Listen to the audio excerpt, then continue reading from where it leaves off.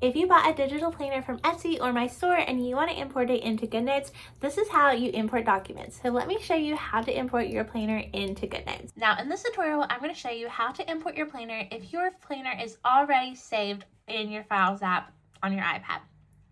So what I mean by that, this is after you have already downloaded your planner from wherever you purchased it from, whether that would be from my shop, from my Etsy shop, or from somebody completely different, a different seller. This is when you already have your planner saved to your Files app and to your device. Now, please hear this. Do not import your file or your planner to Goodnotes from the Files app. Half of the time, this will mess up. It will break your hyperlinks and you might not catch it in time, and your planner will not be correct, and you'll be missing things that the seller may have provided you and you might not even know it.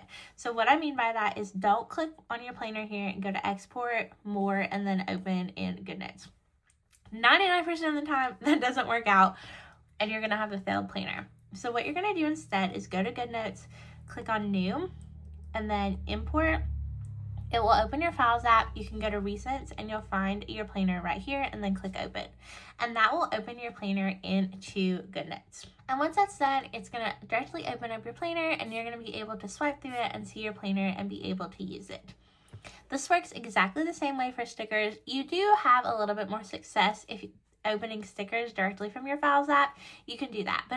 But whenever you're opening a planner that has thousands and thousands of hyperlinks and thousands of pages, you don't want to import that from the Files app because a lot of the times Goodnotes doesn't pull everything in and then you lose hyperlinks or your hyperlinks break.